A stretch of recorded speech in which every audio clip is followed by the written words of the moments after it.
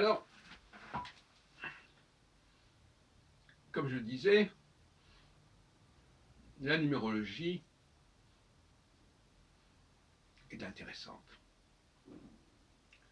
Elle nous enseigne ce que devrait être l'astrologie, quelque part. Je ne sais pas si je me fais comprendre. L'astrologie a perdu certaines choses qu'a gardé la numérologie. Mais inversement, la numérologie a gardé certaines choses qu'a perdu l'astrologie, mais en même temps, elle n'a plus le contact avec l'astronomie, la numérologie. Donc il faut créer une sorte d'astronumérologie, en fin de compte, qui aurait les qualités de clarté de la numérologie, mais aussi un fondement astronomique, notamment quand il s'agit de retour de cycle. Et donc l'astrologie coupée de la numérologie, et la numérologie coupée de l'astrologie, ça ne fonctionne pas. Il faut une astronumérologie.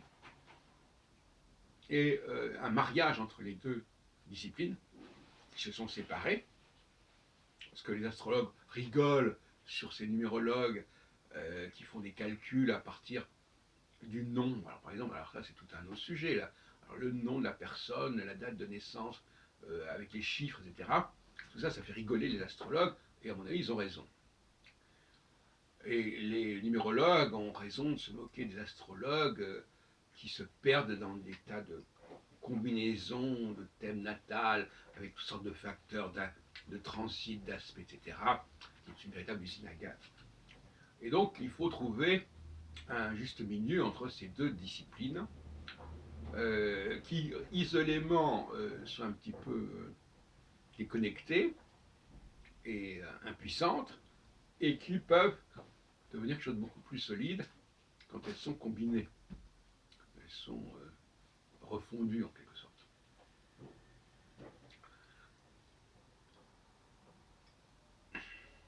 Donc, pour moi, le grand problème de l'astrologie, c'est son lien trop étroit avec l'astronomie.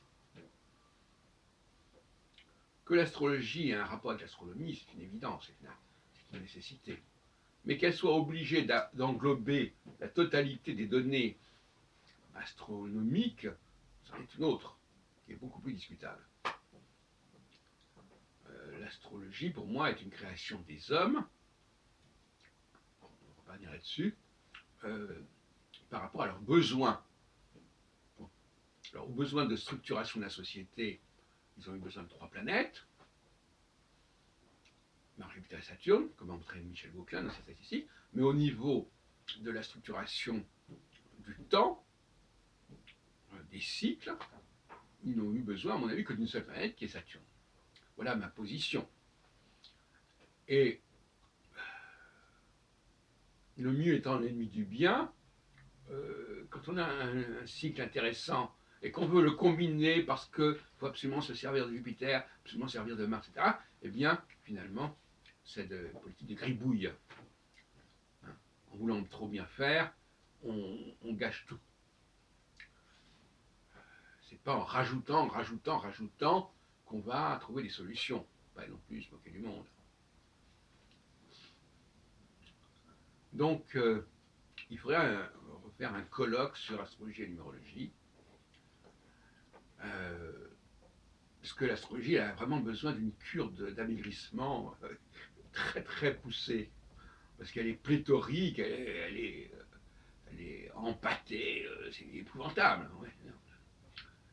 Alors, des gens comme Gauquelin ont voulu la décanter. Moi aussi, j'ai cette démarche-là. Et d'autres astrologues, au contraire, se complaisent à la rendre de plus en plus bouffie et de plus en plus obèse.